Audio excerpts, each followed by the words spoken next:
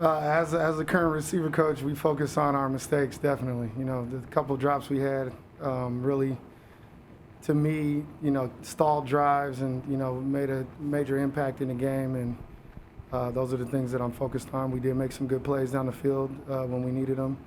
We had some big catches and some clutch situations that gave us some opportunities. And that we maintained our level of effort, was really high. And that's something that, it's not negotiable for us as a receiver core, and we were physical in the run game still, so a lot of things to grow on and build on. Hi, Bobby. Hood Rubino, Devil's Digest. When you look at the first half and the second half, it really was a tale of two halves, I think, for the passing game. I mean, first half might have been the best passing performance so far this season, but second half, it did tail off, even though the running game really picked up, especially in the third quarter.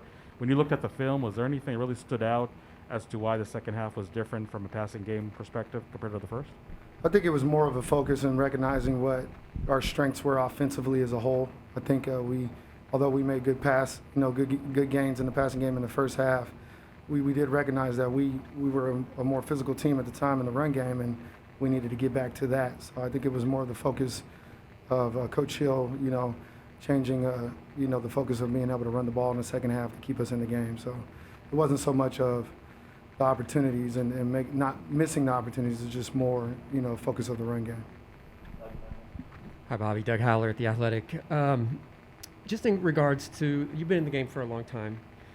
How difficult is it when you have a lot of disciplinary things go wrong on the field? What's the process like just to kind of get all that cleaned up? Can it be a quick fix, or does it take time? It definitely takes time. I think, we got to recognize the age group we're dealing with these young men, and the transition from high school to college, and coming off of a COVID year, the transition with the coaching changes.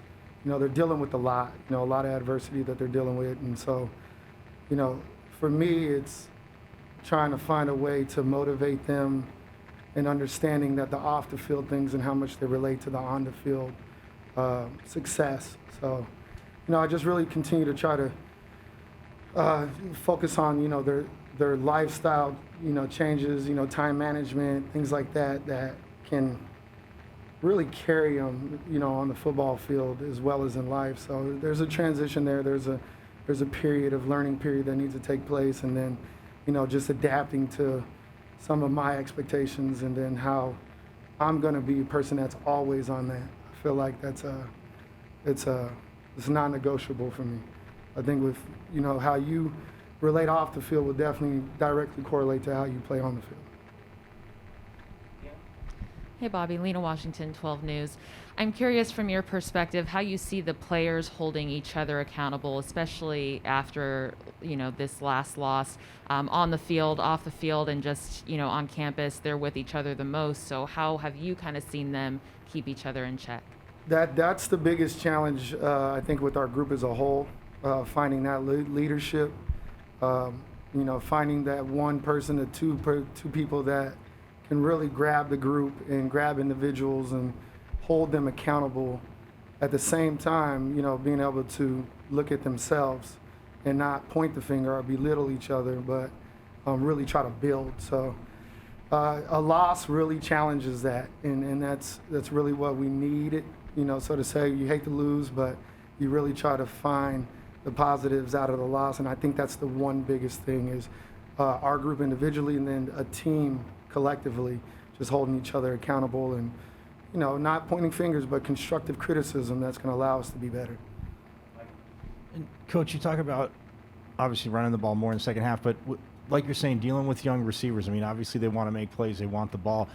How challenging is it for you as a receivers coach to kind of balance that patience in that their time's going to come, but obviously running the ball could be really good right now? That is the challenge. And it's difficult, and you want guys that want the ball. You want guys that want to be on the field. Within that, you want guys that are focused with the team focus over the individual. So it's challenging. You got to find ways to let them believe that you have a plan for each individual. I try to do my best to, from walk-on to best player, getting the most reps, to let them know that where I see them and where I see them progressing, what they need to get better at, and then, their role, how they fit in on the team. And it's extremely difficult to make everybody happy. You never will. I just hope that collectively as a whole, that they believe in the fact that we have a plan for them, and that plan is to let them be at their best. So it's difficult, but you still want those guys. You want those guys that want the ball. You want the guys that want to be on the field, and you just need to continue to challenge them, and sharpen their weaknesses. In the middle and then the back. Hey, Coach, Gabe Schwartz, Devils Digest. Andre Johnson has made some big plays in the passing game against Southern Utah in the opener, and then, of course, the 58-yard catch on Saturday night against BYU. What have you seen from his progression to allow him to be so explosive in the passing game, and how does he continue that? Dre has been, really. He's a silent leader in our room. He's a guy who, sitting behind other really good players. With Frank last year, and and seeing him progress and grow, and really taking the opportunity to focus on the things that he was weak at, and that's what you really need to do. And Dre's really stepped up to that challenge. I think he has a real long way to go. It's really good to see that he's found his niche and he's comfortable with tracking the deep ball. That ball he had in BYU was a very difficult catch. I mean, the point is that he's working to a landmark, and the landmark ball comes over his head. He has to readjust to that ball. And then, just a technique catch. You see his eyes and hands on the ball. His hands are high. A lot of the stuff that we really harp on and focus on, Dre's really good at taking that from the practice field and applying it in the game. And that's going to just continue to get better for him. And that's what we really try to challenge all our kids is with the technique stuff at the wide receiver position, just kind of finding a way to the little drills that we work on, carrying that into the actual gameplay. And you can see that, in his play. But, I anticipate Dre to just continue to get better and, continue to be a silent leader and just put his head down and work hard. Right here, Chaz Messman, Cronkite News. Elijah Badger is a guy that just got his first snaps last week. And now that he's finally eligible and starting to get healthy, what type of impact do you think that he can have on your offense? It's going to be up to him. That's strictly going to be up to Elijah. Obviously, his talent, his ability is something that we all can see. You can't hide that. But, it's difficult when you miss weeks because the game just continues to get faster. And so Elijah right now is 3 weeks behind, 2 weeks behind of catching up to that game speed. And with that comes new installs, it comes new learning, and then guys getting shuffled around as well. So I think he's doing a good job in understanding that it's day by day for him.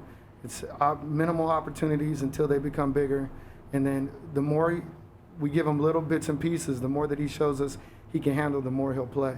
And it's pretty much for everybody in that room. But, we love Elijah. We think that he's made strides with his transition from off the field things to, understanding how important it is to, to pair the two together. And then, just his time management deal. But we're excited about where he's at, and he'll get better. He'll get a couple more reps this week, and we'll see how he plays. Last two questions, Hode and then Chris in the back. Bobby, coming into the season, Zach Hill made it sound like there's not a go-to wide receiver, not a number one wide receiver. Do you feel you're at the point where maybe you're able to find the designation, and how much difference does it make? How important is it really to have or not to have that designation in the passing game? Honestly, for me, the way I see it in our room, I challenge every guy to be interchangeable. I think that it's only going to benefit them in the long run. With that said, the opportunities will determine if you're a go-to guy or not. And that opportunity changes every week. It changes every opportunity, every chance, every situation in the game. So I expect all of our guys, to think like they're the go-to guy. To put themselves in a position to prepare like a starter, prepare like they're getting every ball. We never talk about any dead routes in our offense. I tell them every route's alive. I really challenge them in the blocking.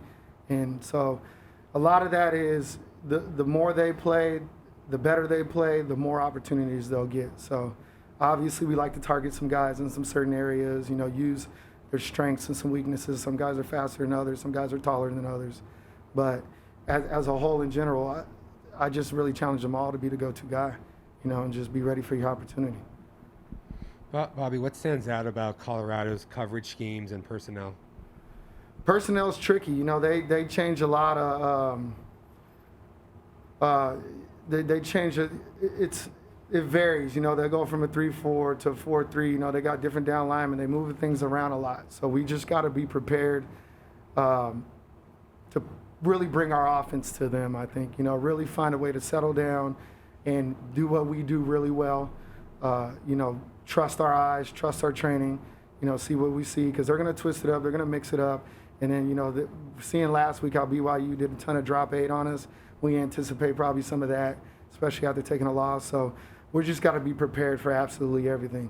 Personnel-wise, I think we match up really well. You know, I think we'll be able to, especially in the secondary and the perimeter, you know, I still think that our group is the dominant group when they're on the field. I thought last week we were too, and we just got to be prepared for any opportunities we get and, you know, be able to capitalize on them.